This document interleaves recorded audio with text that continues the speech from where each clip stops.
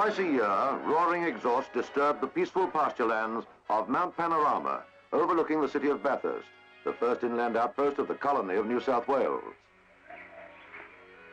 One of Bathurst's many claims to fame was as headquarters for Carbon Company, transport kings when horsepower meant what it says.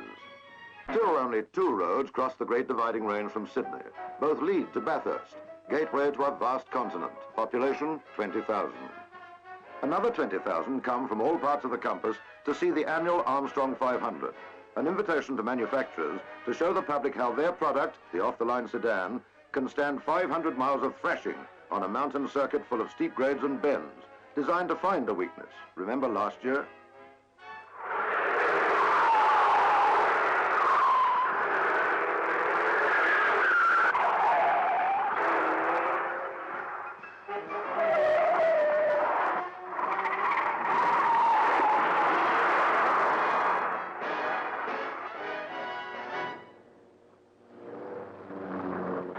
First to complete 130 laps stops the event and establishes a winner in 4 different classes. Line honours last year to a Ford Cortina driven by Harry Firth and Bob Jones. This pair has been first over the line 3 times in a row. This year they're to drive in separate cars. Will one of them make it 4 in a row? Since last year's Armstrong, Harry Firth has won an Around Australia trial. He must go in favourite for line honours again. 24 hours before the go flag, the sloping paddock behind the pits looks like the back of beyond. A quagmire from 5 weeks of soaking rain. The blustering wind is biting cold, and when the pit marquee overturned, it was just about as much as the long-suffering ARDC secretary, John Hinksman, could stand. But enthusiasm matched well-laid plans to cater for the 400 required officials. Fire can mean fatality, but it won't be for want of forethought. The tension is rising, and the same ingredient, forethought, is needed to provide brand new tyres, properly balanced and inflated to carefully predetermined pressures. Reputation, indeed safety, depend on wisdom here. Still they come, keeping fingers crossed. It's sunny but cold.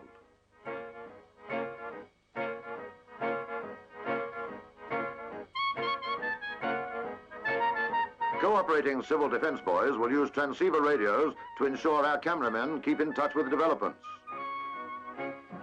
A simple act signifies an official change, from standard highway to racing circuit, from 35 to unlimited miles per hour. And 56 cars pick up their balloted position on the starting grid. Their numbers indicate the marble drawn. High-powered cars to the front tapering through. 30 minutes to go. Recent successes make the Cortina's favourite, particularly Firth 19, Jane 15 and Gagan 21. Tactics are vital, plans many. Bert Needham's Studebaker lot must be a big threat for line honours, and the other number 8, to be driven by 2 policemen from Victoria. Sensibly, safety belts are compulsory, ditto crash helmets. Time, 0910. Track clear, flag up, stand by.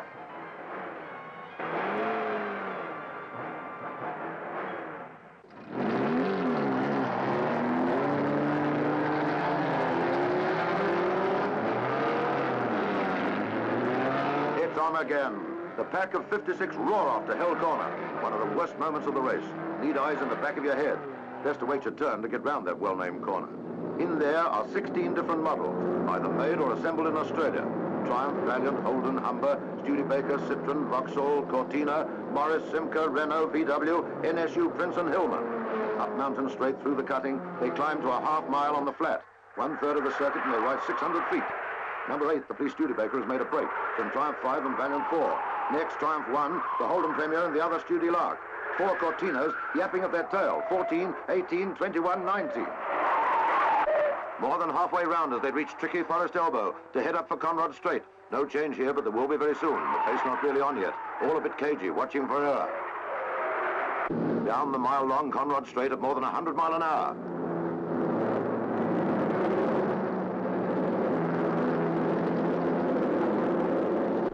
You'll smell rubber here before the day's out.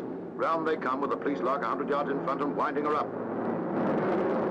Next, the other Studi, 11, the Valiant, Triumph 5 and 3, Gagan's Cortina 21 wide out, passing the Holden now. Across Pit Straight and up Mountain Straight to the first bend. The 2 Larks went in front and 11 closing the gap on 8. This climb favours good gear ratio. Into the famous S-bend, the main trouble spot. 11 has caught 8, and 4 Cortinas have passed the 2 Triumphs and the Valiant. Already a pattern starts to emerge.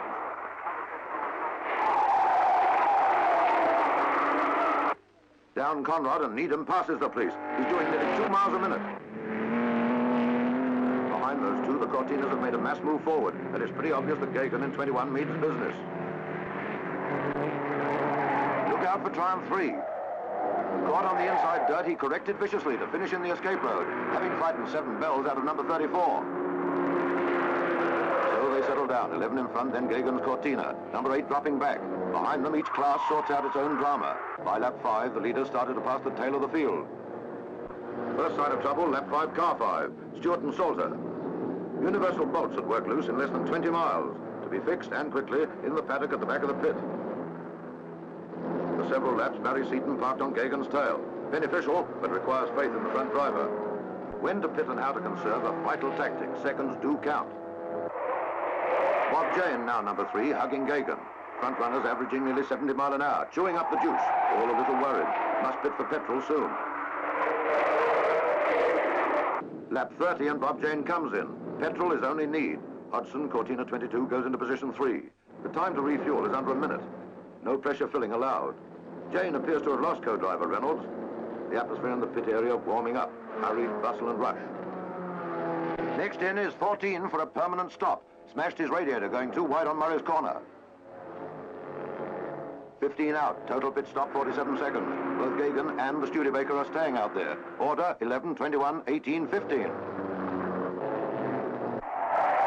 Barry Seaton again content to hug Gagan's tail. These next 30 laps won't be dramatic. Each car will fight to hold its position and see what the increasing strain produces. Not for nothing do they call Firth Foxy. He's running 6th outright and not pressing hard. Co-driver John Rayburn hands over with a warning of something vital out there. Each camp has its own method of picking up details.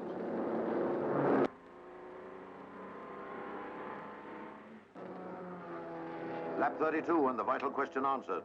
Front runner Lark 11 in for petrol. Leaving Gagan 21 in front, Jane 2nd, Seaton 3rd. Although there's no outright winner, all classes are affected by the front runner's performance. The news flashes round.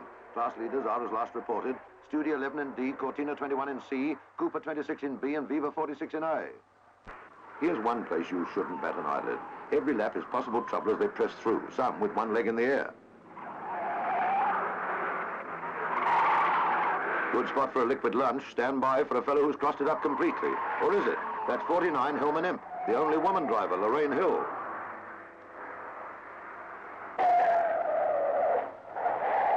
Simca Arond, Bodenberg or Hibberd, a lone entry among 14 in Class B.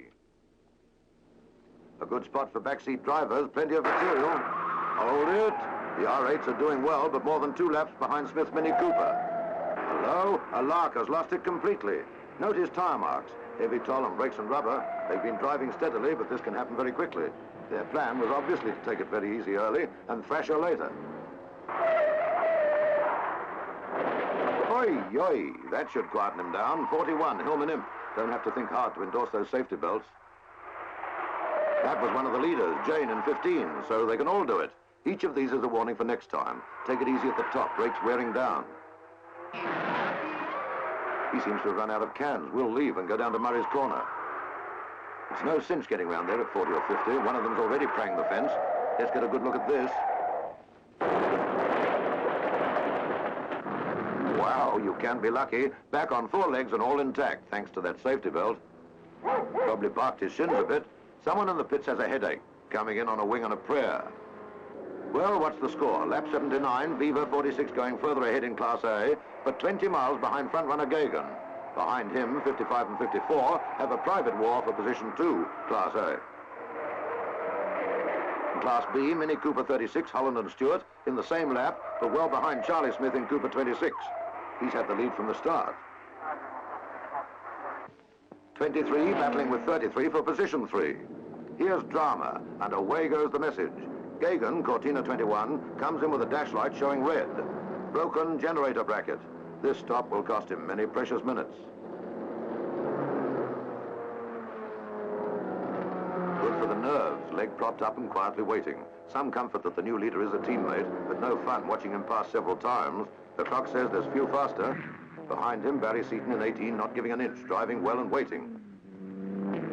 And behind him, Firth, outside Needham. Now third is beginning to pour it on, getting quicker all the time. Lark 11, front runner Class D, and fourth for line honours. Gagan 21, back on the track and sending her along. Victorian Police still nursing Lark 8. Lex Davison's triumph between them and 11. The other triumphs not making much impression. 7 pulls over to let Firth through. Citroen number 9 was noticeable. Brian Foley and Bill Buckle, not spectacular but steady, climbing up Class D. Keeping an eye on form. Lap 81, the Vauxhall Velox is in trouble with a broken piston, has to retire.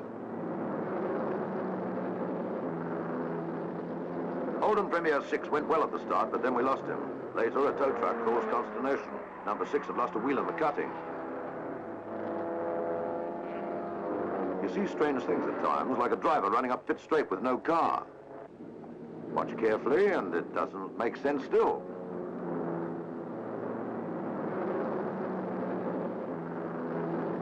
Keep watching, and you'll find triumph number 10 in bother. Whatever it is bad luck. Cost them second position, Class D. Rocky Tresize has a long wait as they fix a collapsed wheel bearing.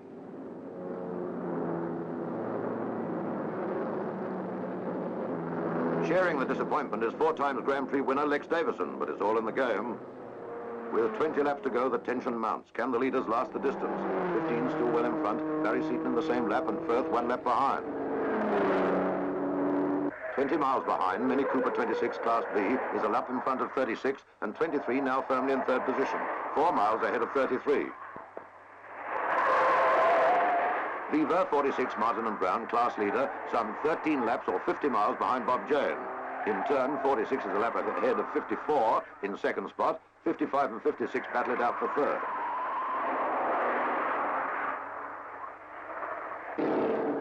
Suddenly, lap 115, a change in Class A. 54 stopped with a broken rocker. Another bitter pill. It allows Muir, 55, into place 2.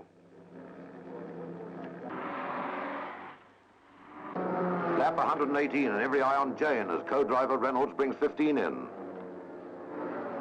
Bob decides to trust that tyre. Barry Seaton is pressing only half a lap behind. 40 miles to go, but anything could happen. If there is to be trouble, it'll be in the last few laps. Do up that belt well.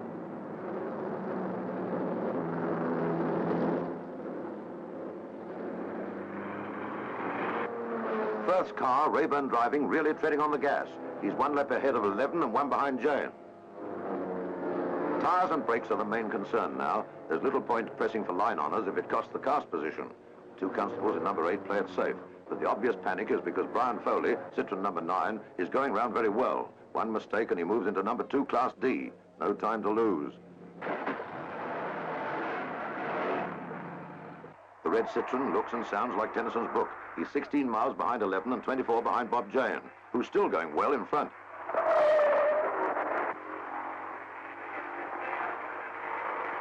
Number 11 gives up the line honours chase and also plays it safe for a win in Class D. In the fading light as the shadows lengthen, the result seems obvious, but you can't put your glasses down until that last lap is over. One man knows that well, Bob Jane at the wheel of 15C. He's in the last lap, and when he passes clerk of the course Moggridge, the black and white squares announce to all that one car has done 500 miles.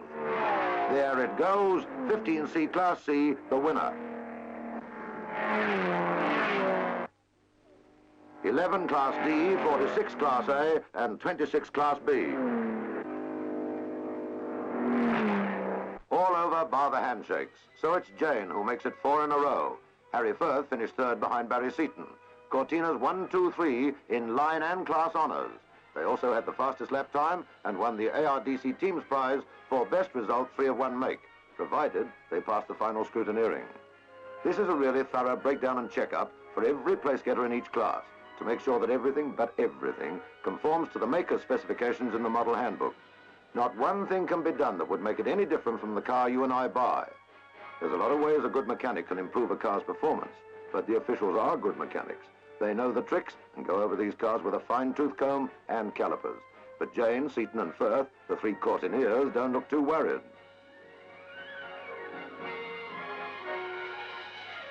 A typical detail would be a check on carburetor jets. The boys could get better results by altering jet sizes to compensate for the height above sea level. But no, as per manual or else.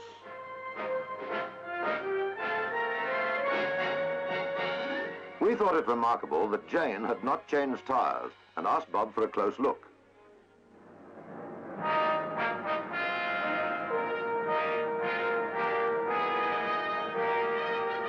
They were all new to start. The one on the right was on the front left yesterday. The other is the spare. Next, a close-up of the one that came from the front right. It gives a fair idea of the punishment. Well, all is well. No funny business. A kiss and a check, finalize the details, and another Armstrong 500 is over. One little formality, and the road is open again. You will have noticed that even in motorsport, where there is some reason to trust each other, no senseless risks are taken. We noticed, and draw to your attention, that although Jane and Reynolds took top honours at top speed, there is no sense of compulsion, only common sense, as they adjust their seatbelts for the legal run home.